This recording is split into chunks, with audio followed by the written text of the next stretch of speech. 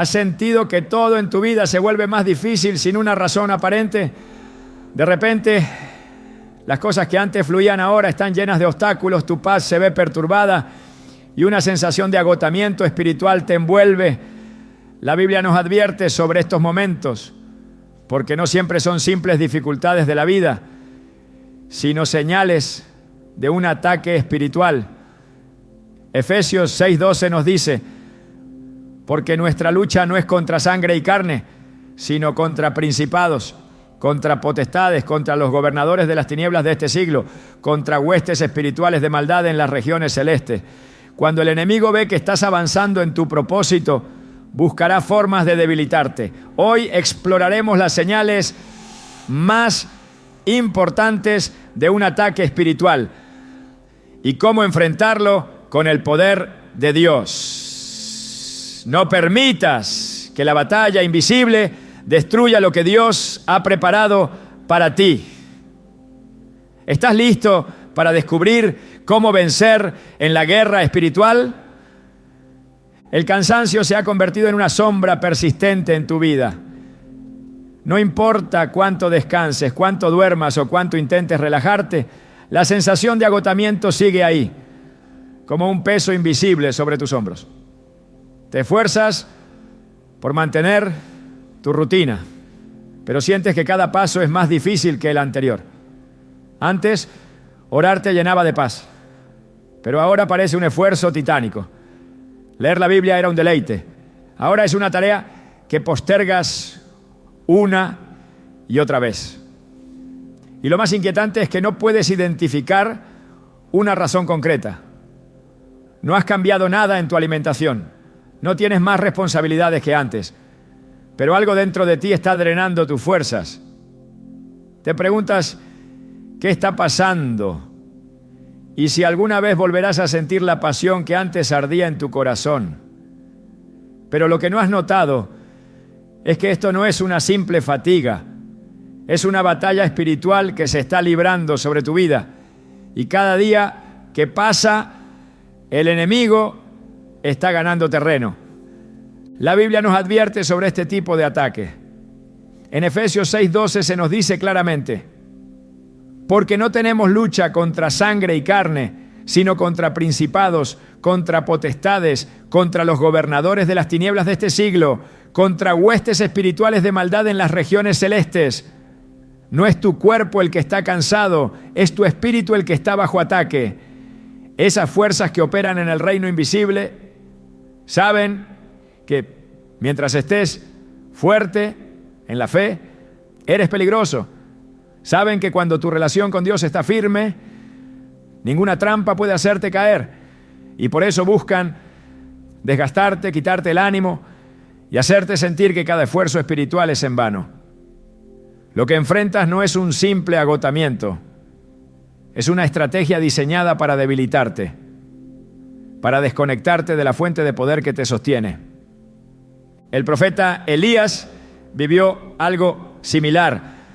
Después de haber sido testigo del poder de Dios al derrotar a los profetas de Baal, después de haber orado y visto cómo descendía fuego del cielo, cayó en una desesperación profunda. En el primer Rey 19:4 leemos que tras su gran victoria, él se fue por el desierto un día de camino y vino y se sentó debajo de un enebro y deseando morirse, dijo: basta ya, oh Jehová, quítame la vida, pues no soy mejor que mis padres. ¿Cómo es posible que un hombre que había experimentado el poder de Dios de manera tan tangible terminara en un estado de completa desesperación? La respuesta es simple: el ataque espiritual había comenzado. Jezabel lo había amenazado. Y en lugar de recordar lo que Dios había hecho, Elías cayó en el miedo, la angustia y la fatiga extrema. Elías no solo estaba cansado físicamente, estaba espiritualmente agotado. Este es el mismo patrón que el enemigo usa hoy. Justo cuando estás avanzando, cuando estás creciendo en la fe, cuando estás dando pasos hacia tu propósito, el ataque comienza. no con grandes eventos catastróficos, sino con un desgaste sutil. Primero pierdes el deseo de orar, luego dejas de leer la palabra. Un día te das cuenta de que ha pasado mucho tiempo desde la última vez que realmente disfrutaste la presencia de Dios. Y lo peor es que ni siquiera te diste cuenta de cuándo comenzó este proceso. Pero Dios no nos deja sin herramientas para enfrentar esta batalla. En Isaías 40:31 se nos dice: pero los que esperan a Jehová tendrán nuevas fuerzas, levantarán alas como las águilas, correrán y no se cansarán, caminarán y no se fatigarán. El problema es que muchos esperan en todo menos en Dios. Buscan fuerza en el entretenimiento, en distracciones, en relaciones que solo los hunden más. Intentan llenar el vacío con soluciones humanas, cuando la única respuesta está en el Señor. La fatiga espiritual no se resuelve con más descanso físico.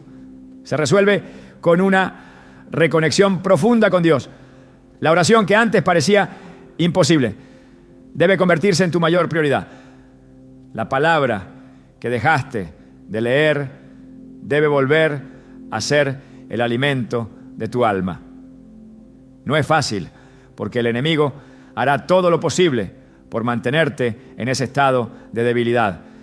Pero la victoria es posible cuando decides pelear la batalla con las armas correctas. Muchas veces las personas que enfrentan este ataque buscan razones lógicas para su fatiga. Creen que es el trabajo, el estrés, las preocupaciones diarias. Pero si examinan bien su vida, se dan cuenta de que esta sensación comenzó justo cuando estaban más comprometidos con Dios. De repente algo cambió. La oración se convirtió en una lucha. Los pensamientos de desánimo aumentaron. Comenzaron a sentirse desconectados, como si estuvieran solos en su caminar espiritual. Y esto es exactamente lo que el enemigo quiere. Quiere hacerte sentir que estás solo, que Dios se ha alejado, que nada de lo que haces tiene impacto. Quiere que te rindas, pero no puedes permitirlo. Jesús mismo experimentó un ataque de agotamiento antes de la cruz. En el huerto de Getsemaní, su espíritu estaba en una angustia tan profunda que sudó gotas de sangre. Lucas 22:44 dice: y estando en agonía, oraba más intensamente, y era su sudor como grandes gotas de sangre que caían hasta la tierra. El enemigo intentó debilitarlo antes del momento más crucial de su misión, pero Jesús hizo algo que muchos olvidan: oró con más intensidad. En lugar de alejarse del Padre, se acercó aún más. Y ese es el secreto para vencer el agotamiento espiritual. No es esperar a que pase solo, es intensificar la búsqueda de Dios, aunque al principio se sienta difícil. Es en los momentos de mayor debilidad cuando Dios muestra su mayor poder. 2 Corintios 12:9 nos recuerda que su gracia es suficiente, que su poder se perfecciona en nuestra debilidad. Es en ese momento en que sientes que no puedes más, cuando debes levantar las manos y decir: Señor, en mi fuerza no puedo, pero en la tuya soy más que vencedor. Es en el instante en que el enemigo cree que ha ganado, cuando debes aferrarte más fuerte a la palabra, porque es justo antes del amanecer, cuando la noche es más oscura. No es casualidad que estés enfrentando este desgaste. No es una coincidencia que tu espíritu esté cansado. Es porque estás en una guerra, y el enemigo sabe que si logra que bajes la guardia, tendrá ventaja. Pero Dios te llama a despertar, a reconocer lo que está sucediendo y a levantarte en oración, a recordar que esta batalla ya ha sido ganada en la cruz, a entender que lo que sientes hoy no es el final, sino el indicio de que Dios está a punto de...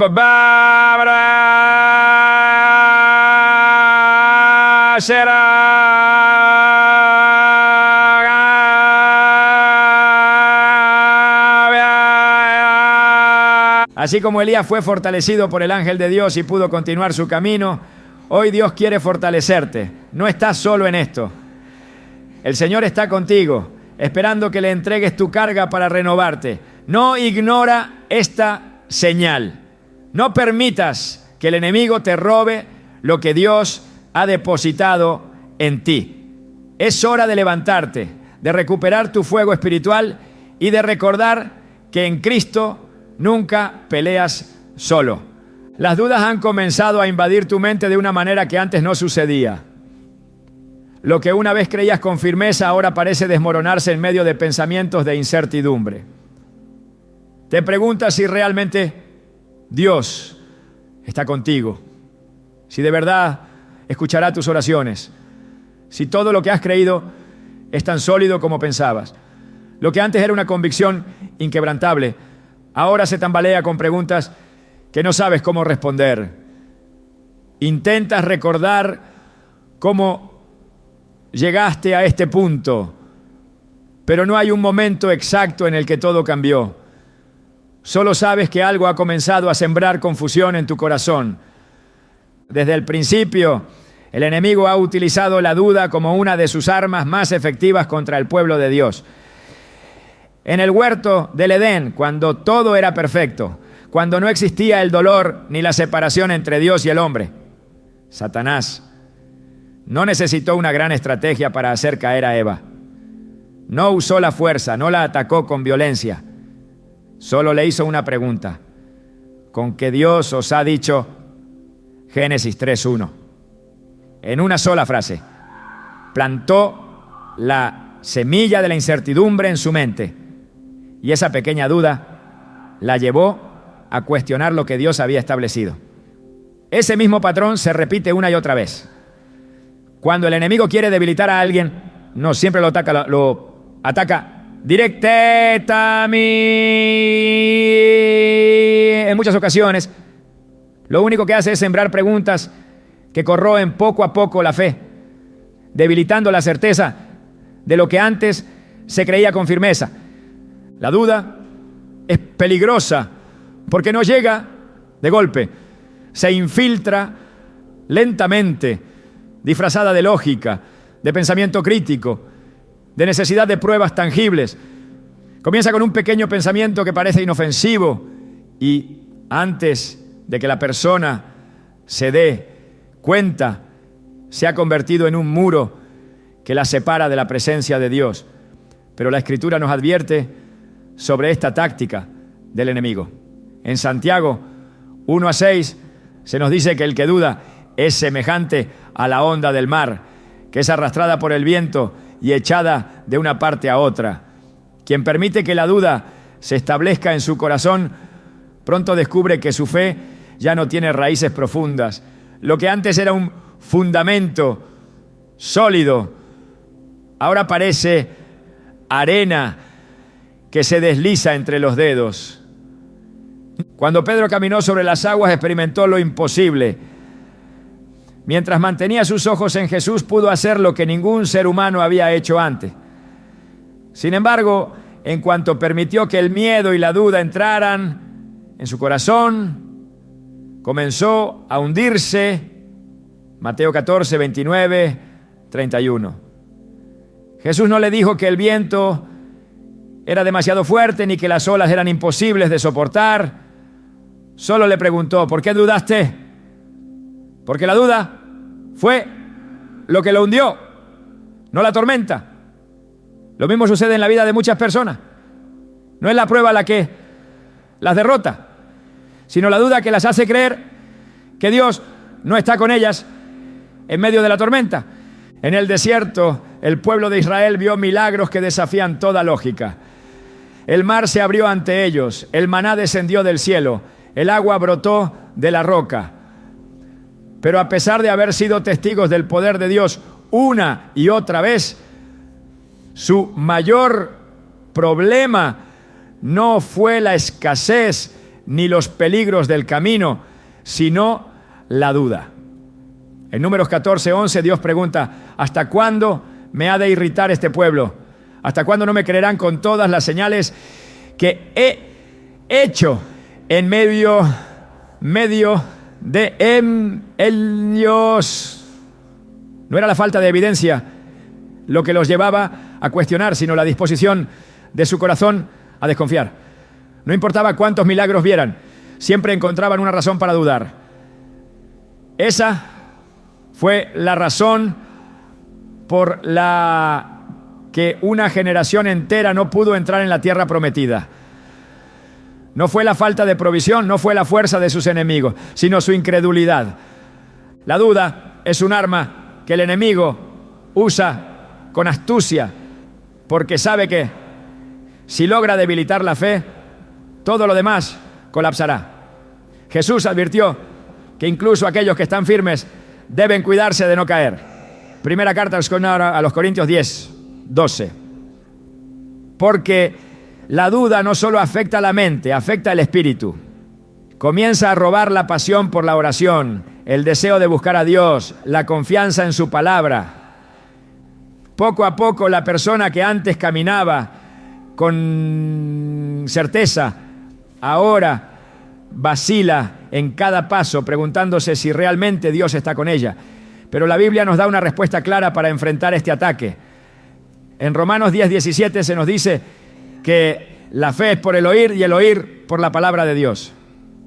El enemigo ataca con la duda cuando la palabra de Dios comienza a perder espacio en el corazón. Si una persona deja de alimentarse espiritualmente, si deja de sumergirse en la Escritura, su fe comienza a debilitarse. Es en ese momento cuando la duda encuentra un terreno fértil para crecer. Pero aquel que permanece en la palabra está protegido contra este ataque. Jesús, en su momento de mayor debilidad, cuando fue tentado en el desierto, no debatió con el enemigo, ni intentó razonar con él. Simplemente declaró, escrito está, Mateo 4:4. No le dio espacio a la duda, porque su vida estaba fundamentada en la verdad. Cuando Juan el Bautista estaba en prisión, envió a preguntar a Jesús si realmente era el Mesías. Mateo 11:2-3. Esto puede parecer sorprendente, porque Juan fue el que había declarado, he aquí el Cordero de Dios, que quita el pecado del mundo. Juan 1:29. Pero en medio de la prueba, la duda tocó su corazón. La respuesta de Jesús no fue un reproche, sino una reafirmación de la verdad. Los ciegos ven, los cojos andan, los leprosos son limpiados, los sordos oyen, los muertos son resucitados. Mateo 11:5. Porque la respuesta a la duda no es una emoción ni un sentimiento, sino un recordatorio de lo que Dios ha hecho y sigue haciendo. El ataque de la duda no es algo que deba tomarse a la ligera. Puede comenzar con una pregunta inofensiva, pero si no se combate con la verdad, puede llevar a un alejamiento total de la fe. Hebreos 11:6 dice que sin fe es imposible agradar a Dios. La fe es el fundamento de toda relación con Él. Es por eso que el enemigo la ataca con tanta insistencia. Pero aquellos que eligen creer, aquellos que deciden aferrarse a la palabra sin importar lo que vean o sientan, son los que vencen. El llamado es claro. No importa cuán fuerte sea el ataque, no importa cuántas preguntas intenten sembrar confusión, la respuesta siempre será la misma. La palabra de Dios es la verdad. Todo lo demás pasará, pero su verdad permanece para siempre. Isaías 48. Y esa verdad es el ancla que mantiene firme la fe en medio de cualquier tormenta. El enemigo conoce el poder de la identidad. Sabe que cuando alguien comprende quién es en Dios, cuando tiene claridad sobre su propósito, se convierte en una amenaza real contra las tinieblas. Por eso, uno de los ataques más sutiles pero devastadores es aquel que busca distorsionar la percepción de identidad y debilitar la seguridad en el propósito divino. Este ataque no se manifiesta de forma evidente, sino a través de pensamientos persistentes que siembran inseguridad, comparaciones y sentimientos de insuficiencia. Quienes lo experimentan comienzan a cuestionar si realmente son llamados, si tienen lo necesario para cumplir lo que Dios ha puesto en sus manos. La confianza que antes tenían empieza a desmoronarse bajo el peso de la incertidumbre. Desde el principio el enemigo ha utilizado esta estrategia. Cuando se presentó ante Jesús en el desierto, su primer intento de tentación no fue con riquezas ni con poder, sino con una frase que buscaba poner en duda su identidad. Si eres hijo de Dios, Mateo 4:3. No se trataba solo de una provocación, sino de un ataque directo al fundamento de su llamado. Si lograba que Jesús cuestionara su identidad, todo lo demás sería fácil de derribar. Pero Jesús no cayó en la trampa. Su respuesta no fue defenderse con argumentos humanos, sino declarar la verdad de la palabra. Escrito está. Mateo 4:4. En ese momento estableció el principio fundamental para resistir este tipo de ataque. La identidad no se define por emociones ni circunstancias, sino por lo que Dios ha dicho. El problema surge cuando las personas permiten que su identidad sea determinada por opiniones externas, por experiencias pasadas o por sus propias inseguridades. Moisés luchó con este ataque cuando Dios lo llamó. En lugar de enfocarse en la grandeza de aquel que lo enviaba, puso su atención en sus propias limitaciones. ¿Quién soy yo para que vaya a Faraón? Éxodo 3:11. La respuesta de Dios fue clara. No se trataba de quién era Moisés, sino de quién era el Dios que lo respaldaba. Sin embargo, él siguió resistiéndose, presentando excusas sobre su falta de habilidad para hablar y su temor al rechazo. En cada argumento se hacía evidente que el ataque a su identidad estaba debilitando su confianza en el llamado. Este mismo ataque sigue vigente. Quienes lo enfrentan comienzan a ver sus debilidades con mayor peso que las promesas de Dios. Se comparan con otros, sintiendo que nunca serán lo suficientemente buenos. Cada error del pasado se convierte en una voz que les recuerda que no son dignos, que no son capaces, que no tienen lo necesario. Pero la Escritura es clara. Dios escogió lo necio del mundo para avergonzar a los sabios, y escogió lo débil del mundo para avergonzar a los fuertes. Primera carta a los Corintios 1:27. Su llamado no se basa en méritos humanos, sino en su gracia y propósito. El enemigo también ataca la identidad utilizando el miedo. Gedeón es un ejemplo de esto. Cuando el ángel del Señor se le apareció, lo llamó varón esforzado y valiente. Jueces 6:12. Pero su respuesta fue de incredulidad. No se veía a sí mismo como alguien valiente. Su identidad estaba moldeada por el temor, por las circunstancias que lo rodeaban, por la opresión de sus enemigos. Sin embargo, Dios no lo veía como él se veía. Dios lo llamó por lo que realmente era en su propósito, no por lo que sentía en ese momento. Lo mismo sucede con aquellos que hoy luchan con la incertidumbre sobre su identidad y propósito. Dios ya ha declarado quiénes son, pero si permiten que el miedo y la inseguridad tomen el control, nunca caminarán en la plenitud de ese llamado. Otro recurso que el enemigo usa en este ataque es el pasado. Pedro experimentó esto después de negar a Jesús. A pesar de haber caminado con él, de haber visto milagros, de haber declarado con valentía que estaba dispuesto a morir por su maestro, cuando llegó el momento crítico, su fe se tambaleó y cayó en la negación. Después de la resurrección, aunque Jesús ya había vencido la muerte, Pedro no estaba celebrando la victoria, sino que había vuelto a su antigua ocupación. Había regresado a pescar, como si todo lo que había vivido con Jesús hubiera sido un episodio que había terminado.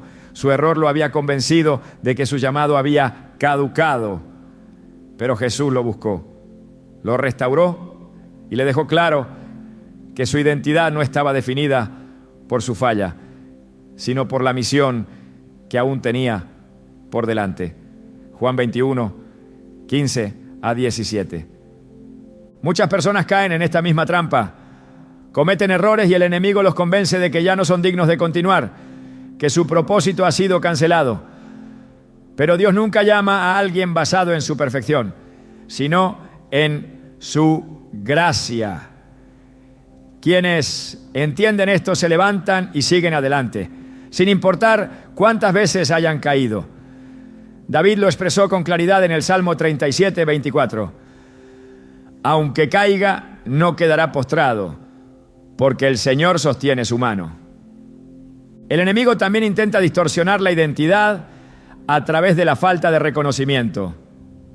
Cuando alguien siente que su esfuerzo no es valorado, que su trabajo pasa desapercibido, que otros reciben las oportunidades que esperaba, la frustración comienza a hacer su trabajo.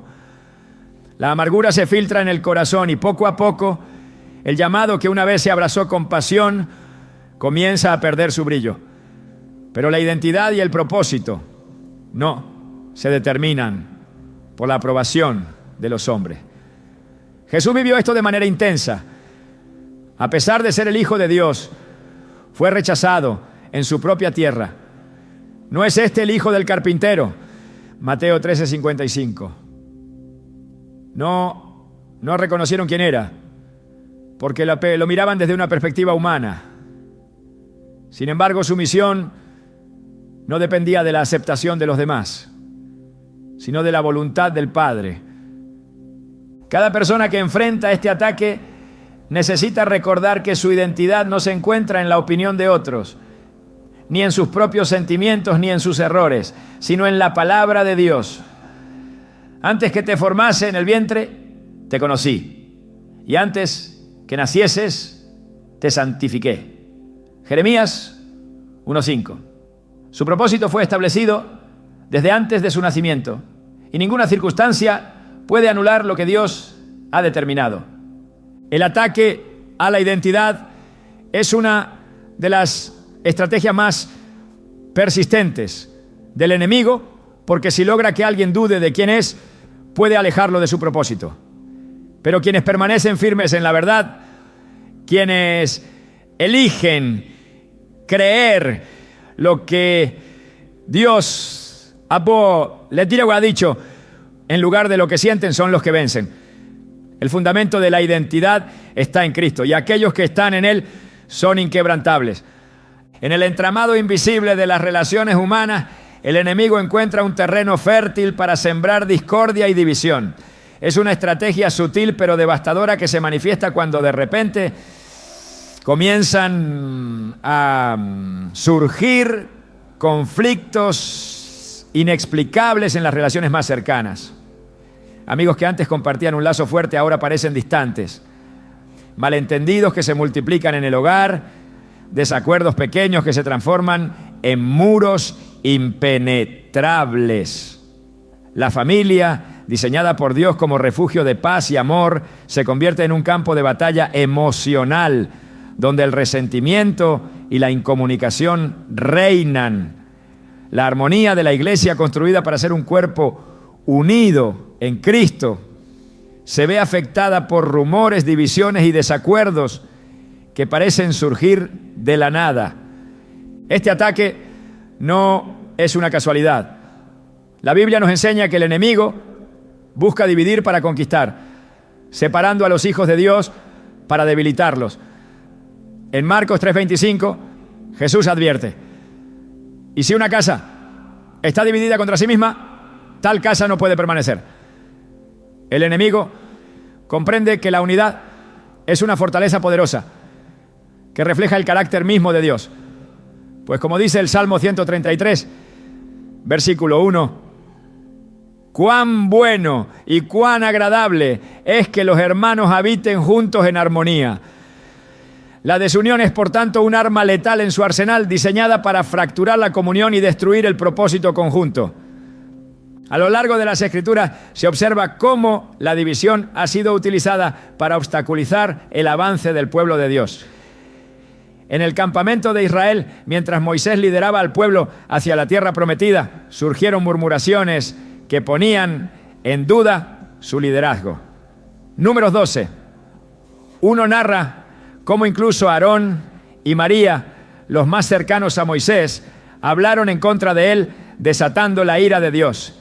La murmuración no solo fractura relaciones, sino que desvía la atención del propósito divino, creando distracciones que pueden costar décadas, como ocurrió con Israel en el desierto. El Nuevo Testamento también revela cómo las divisiones intentaron frenar el crecimiento de la iglesia primitiva.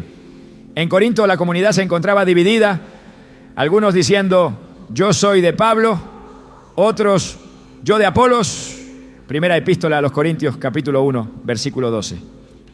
Estas disputas sobre el liderazgo espiritual diluían la misión de la iglesia y erosionaban su impacto en la sociedad. Pablo tuvo que recordarles que todos ellos eran uno en Cristo y que ninguna división debía prevalecer sobre su unidad en el espíritu. La desunión no solo crea conflicto, sino que también socava el testimonio de los creyentes ante el mundo. En el ámbito familiar, el enemigo apunta al núcleo mismo de la sociedad. Las parejas que antes se amaban comienzan a experimentar desacuerdos constantes.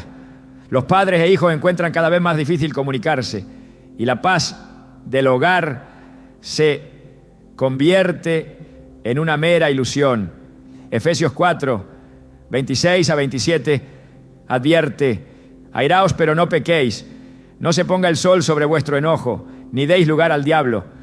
El enojo retenido, la falta de perdón y la indiferencia se convierten en puertas abiertas para que el enemigo siembre discordia, destruyendo la unidad que Dios ha establecido. La iglesia, diseñada para ser un refugio de amor y apoyo mutuo, no es inmune a estos ataques. En Hechos 6:1 se relata cómo los primeros creyentes enfrentaron una queja de los helenistas contra los hebreos, porque sus viudas eran desatendidas en la distribución diaria. Esta situación amenazaba con fracturar la comunidad, desviando su enfoque de la oración y la predicación. Sin embargo, al enfrentar el conflicto con sabiduría y oración, designando diáconos para atender estas necesidades, lograron mantener la unidad y seguir creciendo. El enemigo también usa el arma de la ofensa para dividir.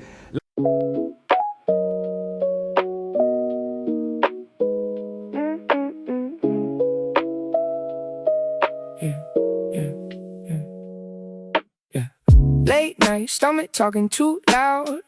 Empty fridge, just me and the sound. Cold slice, yeah, that's what I found. Turn crumbs into gold, I don't mess around. Used to leave food sitting on the side. Now I see the work people put behind every grain. Got a story inside. Hands in the dirt, under sun, they grind. I ain't flexing with a plate half full. I just take what I need, keep it simple. If it's on my tray, I'ma see it through. That's respecting the smallest things we do. Clean plate, no waste, that's the code I keep. Every bite. We were in love, but never meant to stay. Some things are real, even when they fade.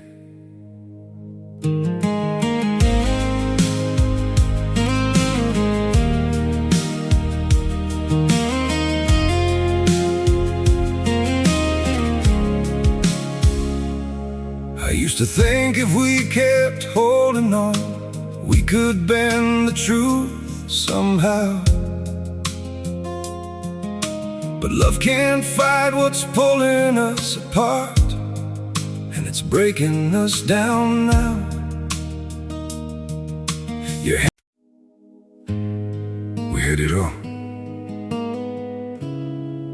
Or at least it felt that way. Now it's just silence, where your voice used to stay. I still replay the nights we couldn't sleep, talking about a life we chased somehow. We were building dreams on fragile ground, didn't see them breaking down till now. Your shadow lingers in the air I breathe, like a song that never found its end. We kept saying we would never change, now we don't even pretend. Goodbye, my everything, my only.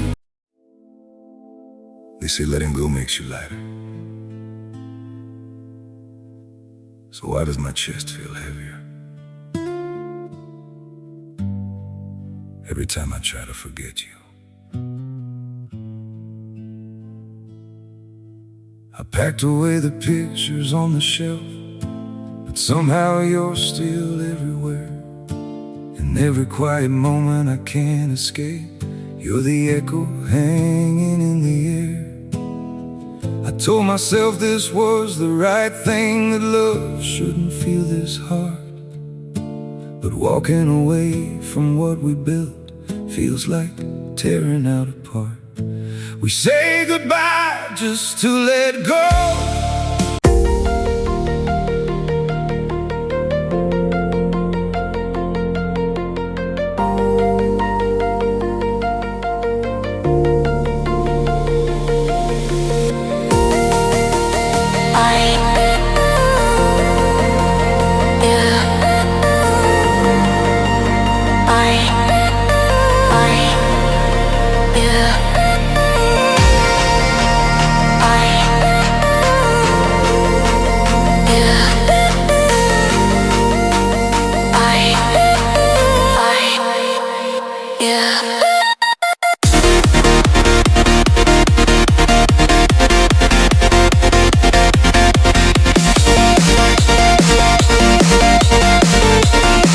La ofensa es una trampa que captura el corazón y lo endurece, impidiendo que el perdón y la reconciliación fluyan libremente. Proverbios 18:19 señala que el hermano ofendido es más tenaz que una ciudad fuerte, y las contiendas de los hermanos son como cerrojos de ciudadela. La ofensa no solo separa a las personas, sino que crea barreras emocionales que son difíciles de derribar. En vez de ver al otro con los ojos de compasión y gracia, se le percibe como un enemigo. Dios nos llama a ser pacificadores y a buscar la reconciliación, no como una opción, sino como un mandato divino.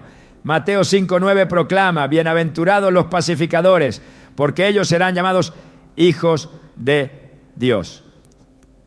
La paz no es solo la ausencia de conflicto, sino la presencia activa del amor y la comprensión. La verdadera paz se construye sobre el fundamento de la humildad y el deseo genuino de restaurar las relaciones. La oración es una herramienta poderosa para restaurar la unidad. Jesús oró por sus discípulos y por todos los que creerían en Él, diciendo: para que todos sean uno, como tú, oh Padre, en mí y yo en ti, que también ellos sean uno en nosotros. Juan 17:21. Esta oración no fue simplemente por unidad superficial, sino por una unidad profunda que reflejara la relación íntima entre el Padre y el Hijo. La intercesión por la unidad debe ser constante, pidiendo a Dios que derribe las barreras que el enemigo ha levantado y restaure los corazones heridos. El perdón es otra llave que libera a las almas de la prisión de la división. En Mateo 18:21-22, Pedro preguntó a Jesús cuántas veces debía perdonar. Y Jesús le respondió que no solo 7 veces, sino hasta 70 veces 7. Este mandato no solo revela la magnitud del perdón, sino la disposición continua a dejar ir las ofensas. El perdón no es un sentimiento, sino una decisión que se alinea con la voluntad de Dios y rompe las cadenas que el enemigo usa para dividir. Dios desea que su pueblo viva en armonía, que las familias sean refugios de amor y que la iglesia sea un testimonio vivo de su gracia. La unidad es más que una meta, es una necesidad esencial para cumplir el propósito divino. Ante los ataques del enemigo, debemos recordar que mayor es el que está en nosotros que el que está en el mundo. 1 Juan 4:4. El poder de Dios es suficiente para restaurar lo que se ha roto, para sanar las heridas profundas y para unir lo que ha sido dividido. En Cristo, la victoria sobre la división está asegurada. El enemigo no siempre ataca con violencia evidente. A veces su estrategia es más sutil, más insidiosa, más peligrosa. En lugar de enfrentarse directamente, desvía la mirada, introduce distracciones, crea un sinfín de ocupaciones que parecen urgentes, pero que en realidad alejan el corazón de lo que verdaderamente importa. La oración, que antes era un hábito constante, se convierte en una tarea postergada. La palabra, que antes era un alimento diario, se deja para después. Congregarse, que antes era un gozo, se vuelve opcional. Sin darse cuenta, las cosas de Dios dejan de ser la prioridad y la vida espiritual comienza a debilitarse sin que la persona note lo que realmente está sucediendo. El enemigo comprende que no necesita destruir si puede distraer.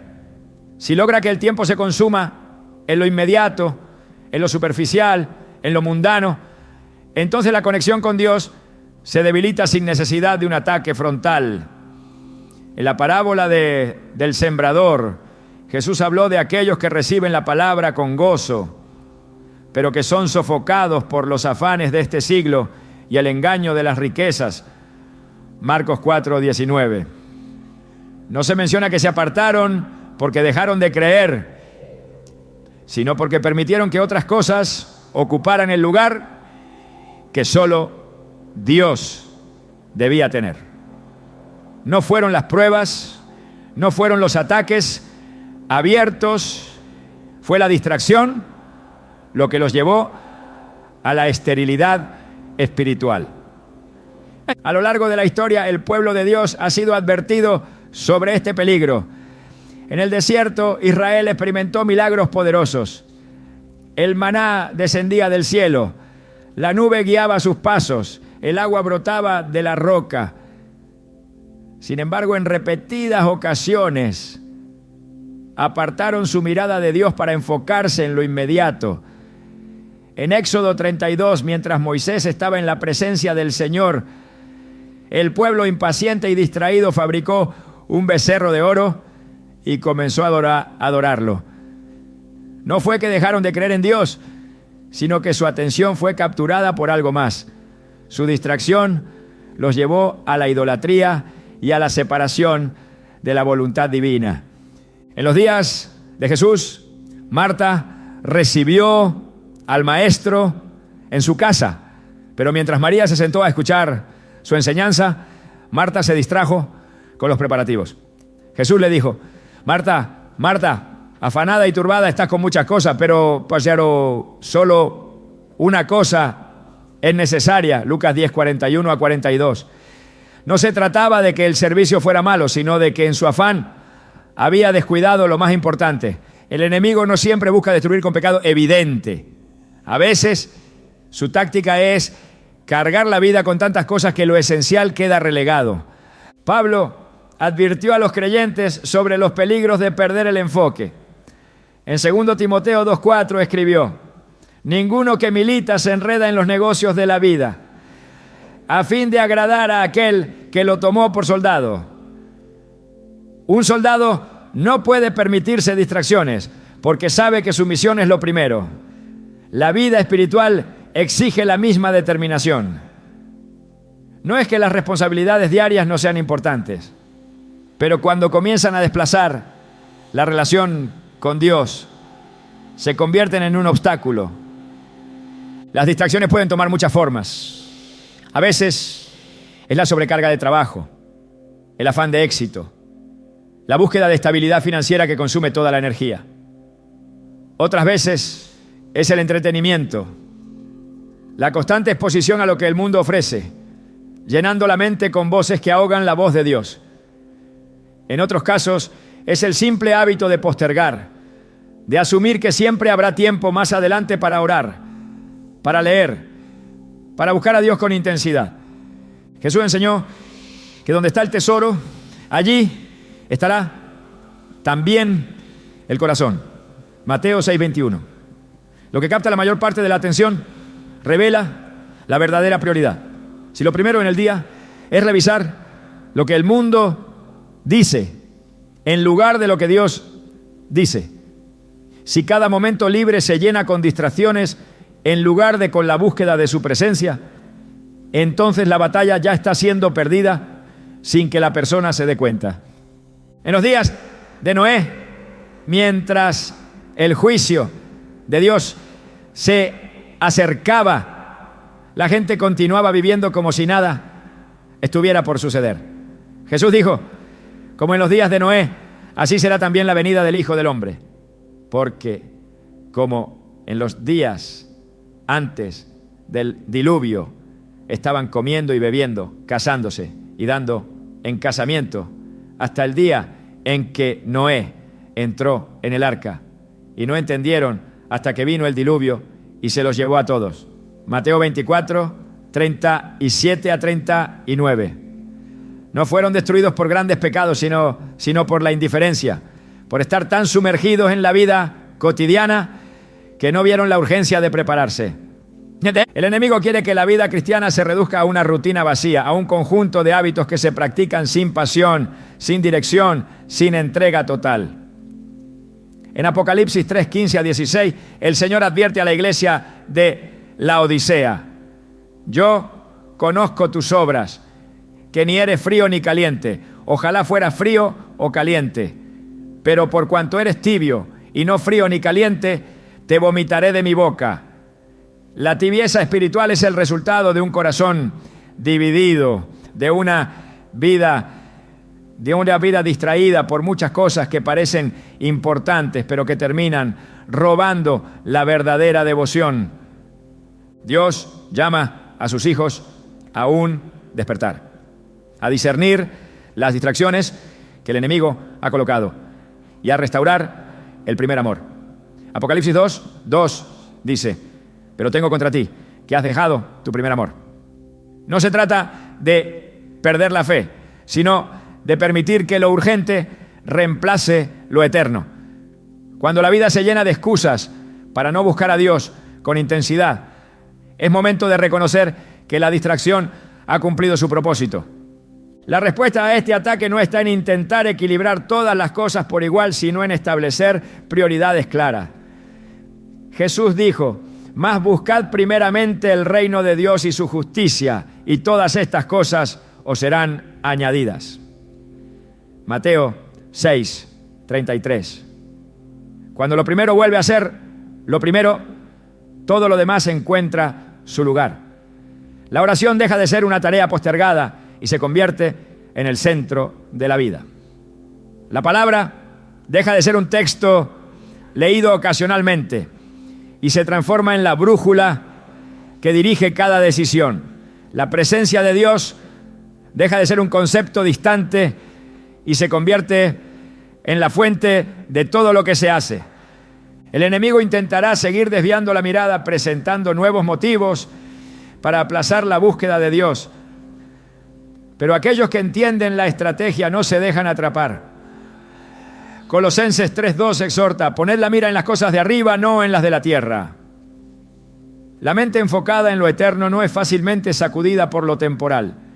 Es tiempo de despertar, de rechazar las distracciones que intentan debilitar la relación con Dios, de restaurar la pasión por su presencia. El llamado es claro: no permitir que lo urgente reemplace lo importante, no dejar que lo pasajero robe lo eterno, no ceder ante el engaño de la distracción. Dios sigue buscando corazones completamente entregados, vidas que no se conforman con una fe superficial. sino que anhelan una comunión profunda con Él. El enemigo no solo busca debilitar la fe o distraer el propósito, sino que también intenta sofocar la esperanza.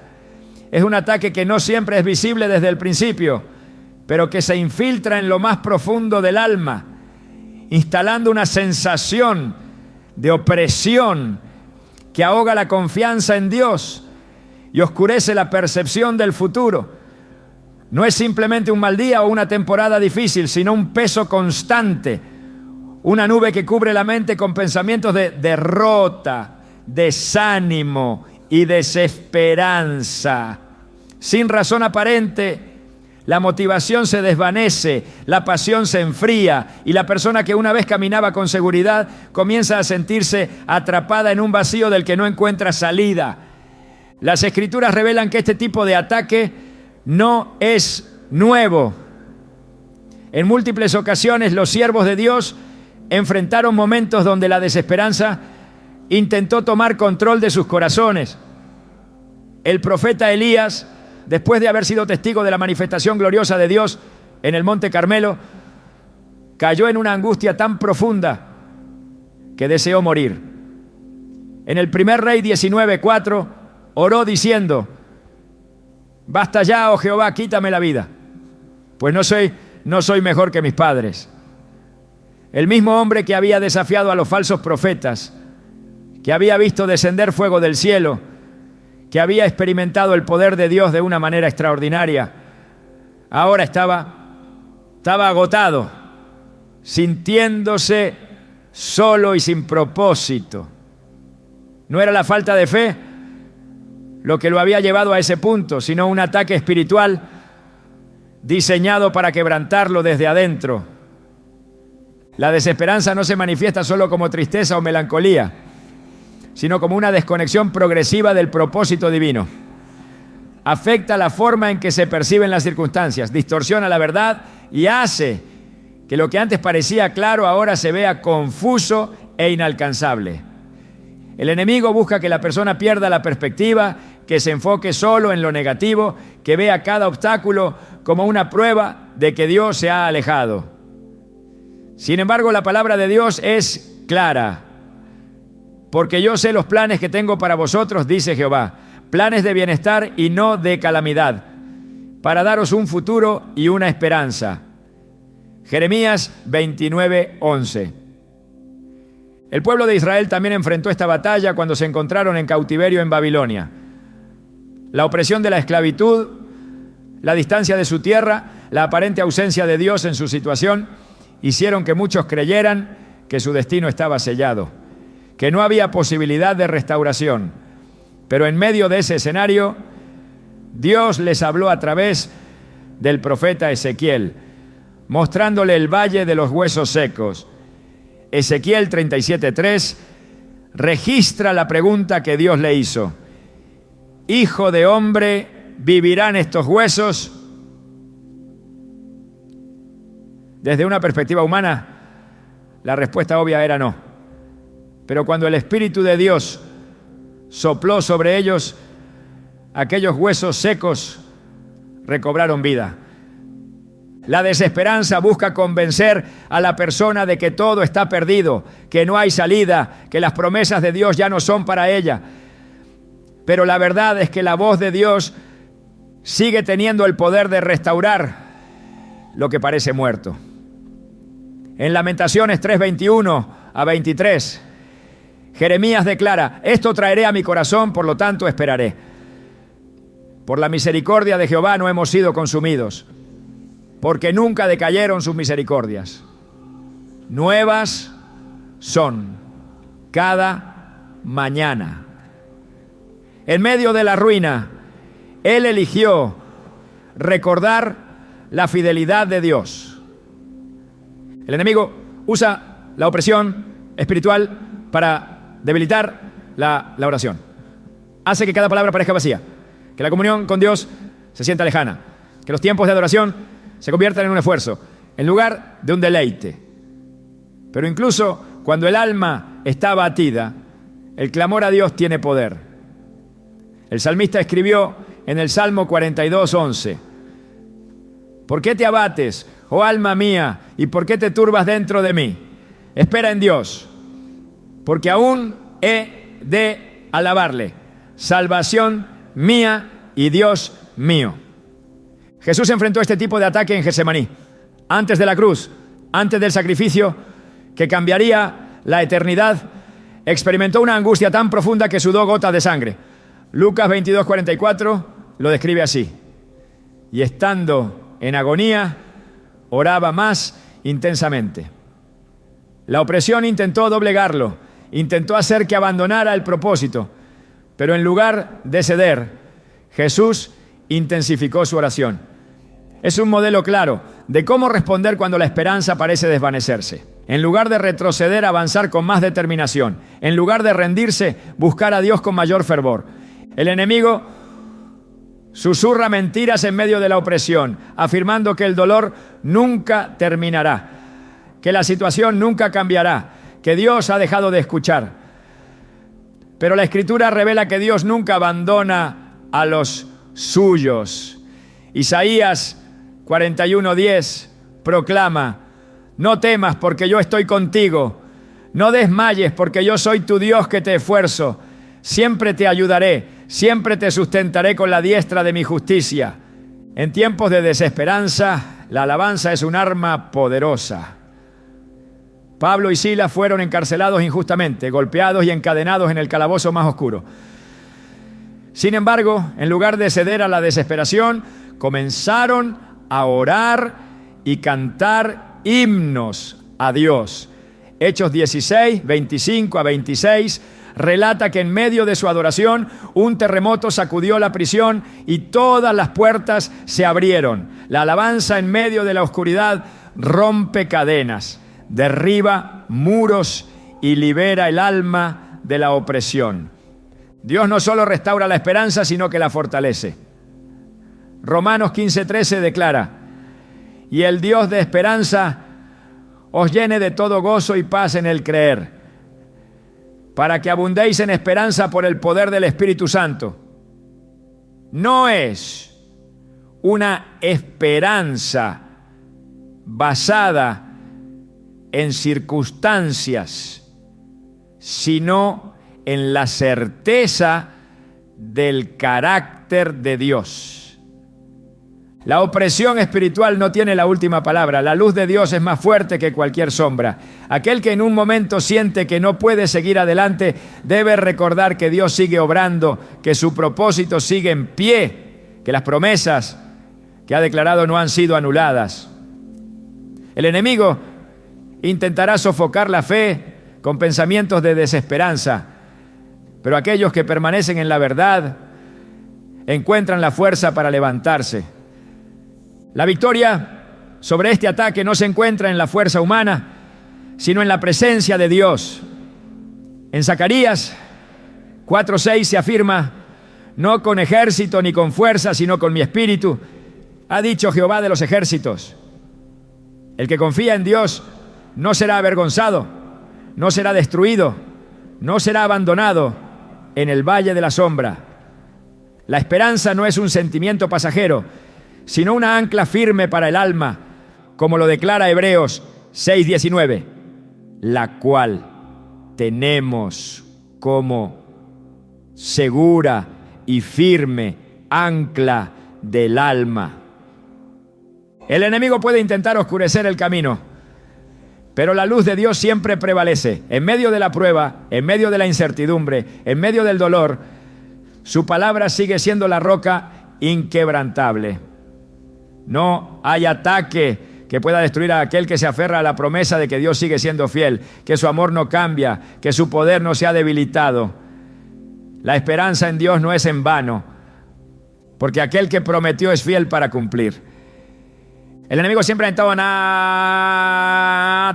intentado debilitar la fe de los hijos de Dios, desgastarlos con dudas, ya distraerlos con cargas innecesarias y hacerlos creer que su lucha es en vano.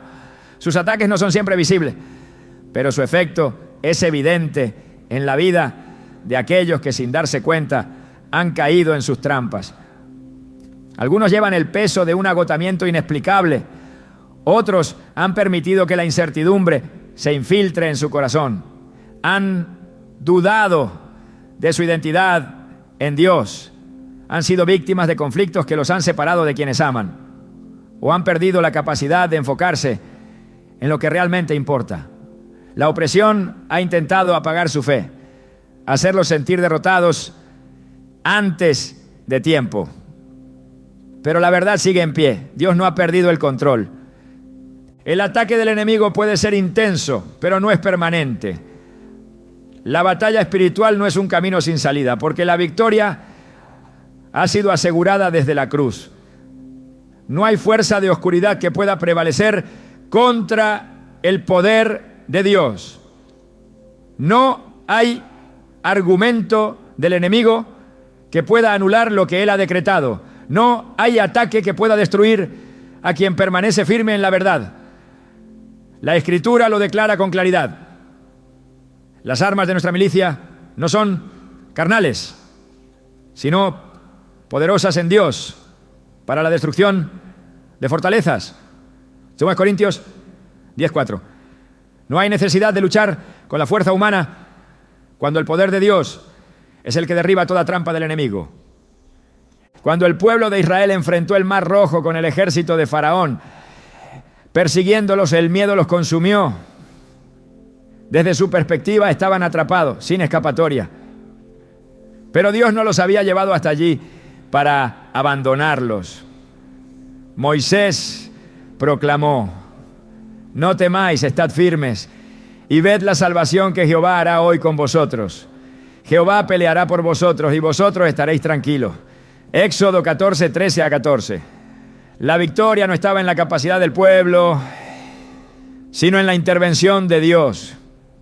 La respuesta a cualquier ataque espiritual no está en el esfuerzo humano, sino en la dependencia total de aquel que tiene todo poder. El enemigo ha usado estrategias similares desde el principio, pero Dios ha dado a su pueblo armas espirituales para resistir. Efesios 6:11 exhorta: vestíos de toda la armadura de Dios, para que podáis estar firmes contra las acechanzas del diablo. Cada pieza de esa armadura es esencial, porque el ataque del enemigo no es solo contra la mente, sino contra el espíritu, contra el propósito, contra la identidad en Cristo. No hay victoria sin preparación, no hay resistencia sin fundamento, no hay firmeza sin una vida anclada en la verdad.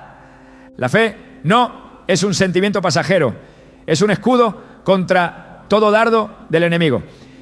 Efesios 6:16 afirma: sobre todo, tomad el escudo de la fe, con que podáis apagar todos los dardos de fuego del maligno. Esos dardos son pensamientos de duda, de temor, de condenación, de desesperanza. Cada mentira que el enemigo susurra puede ser anulada con la verdad de la palabra. La fe no se basa en lo que se siente, sino en lo que Dios ha declarado. La oración no es solo un hábito espiritual, es un arma que cambia el curso de la batalla. Jesús enseñó que hay ataques que solo pueden ser vencidos con oración y ayuno, Mateo 17:21. La oración no solo fortalece el espíritu, sino que también desata el poder de Dios en medio de la lucha. Cada vez que el enemigo intenta debilitar la fe, la oración la restaura. Cada vez que intenta sembrar confusión, la oración trae claridad. El enemigo quiere que el creyente se rinda, que acepte la derrota como algo inevitable. Pero Dios ha dado promesas de victoria. Isaías 54:17 proclama: ninguna arma forjada contra ti prosperará. No importa la intensidad del ataque, no importa cuánto el enemigo intente debilitar la fe, la última palabra la tiene Dios. El enemigo intentó debilitar a Jesús en el desierto, pero cada intento fue derrotado con la palabra. Escrito está fue la respuesta que desarmó cada tentación, Mateo 4:4. La Escritura no es solo un libro, es la espada del Espíritu, Efesios 6:17. El arma más poderosa contra cualquier ataque. No hay argumento del enemigo que pueda resistir la verdad de Dios. No hay fortaleza que pueda mantenerse en pie cuando su palabra es proclamada. Dios ha dado a su pueblo todo lo necesario para vencer. No ha prometido ausencia de batallas, pero ha asegurado que la victoria es segura. Romanos 8:37 declara: antes, en todas estas cosas, somos más que vencedores por medio de aquel que nos amó. No hay temor que pueda prevalecer cuando el amor de Dios es el fundamento. No hay ataque que pueda prosperar cuando la fe está anclada en su fidelidad. La lucha espiritual no es el final, es el proceso que fortalece la fe, que refina el carácter, que prueba la confianza en Dios. Cada batalla enfrentada con la verdad es una oportunidad para crecer, para depender más de Él, para ver su mano obrando de maneras que humanamente serían imposibles. El enemigo ha intentado debilitar, pero Dios ha fortalecido. Ha intentado desviar, pero Dios ha guiado. Ha intentado sembrar desesperanza, pero Dios ha renovado la esperanza. Todo ataque que ha sido enfrentado en su nombre no ha sido en vano, porque cada paso firme en la fe es un testimonio de que su poder sigue siendo mayor, de que su verdad sigue siendo inquebrantable, de que su presencia sigue siendo suficiente. Nada de lo que ha intentado el enemigo puede cambiar lo que Dios ha decretado. El ataque no es el final de la historia, es solo la confirmación de que Dios está obrando, de que su propósito sigue en marcha, de que la victoria ya ha sido asegurada. No hay razón para temer, no hay motivo para rendirse, no hay excusa para ceder, porque aquel que ha comenzado la buena obra es fiel para completarla. Filipenses 1:6. El enemigo nunca ataca sin razón. Si hay una guerra espiritual sobre tu vida, es porque hay algo en ti que representa una amenaza para el reino de las tinieblas. No atacaría a alguien sin propósito. No desgastaría sus esfuerzos en quien no tuviera un llamado divino. Cada lucha que has enfrentado, cada intento de debilitar tu fe, cada pensamiento de rendición que ha cruzado tu mente es la evidencia de que Dios ha depositado algo valioso en ti. La batalla no es la prueba de tu derrota, sino la señal de que tu vida tiene un impacto en el mundo espiritual. El enemigo no pelea por lo que ya está perdido, pelea por lo que aún puede ser conquistado. Y si ha intentado detenerte es porque avanzabas. Si ha buscado desgastarte es porque estabas creciendo. Si ha tratado de sembrar confusión es porque estabas encontrando dirección. No hay ataque sin propósito, y eso significa que tampoco hay sufrimiento sin significado. Dios no permite una batalla sin una victoria preparada. No es momento de preguntarte por qué la lucha ha sido difícil, sino de preguntarte qué es lo que el enemigo está intentando impedir. ¿Cuál es la promesa que ha querido robarte? ¿Qué llamado ha tratado de silenciar? ¿Qué puerta ha intentado cerrar antes de que puedas cruzarla? La batalla siempre es más intensa en la antesala de una gran manifestación de Dios. Justo antes de la tierra prometida, Israel enfrentó la muralla de Jericó. Justo antes de la cruz, Jesús sudó gotas de sangre en Getsemaní. Justo antes de cada milagro, siempre hubo una resistencia que parecía inquebrantable.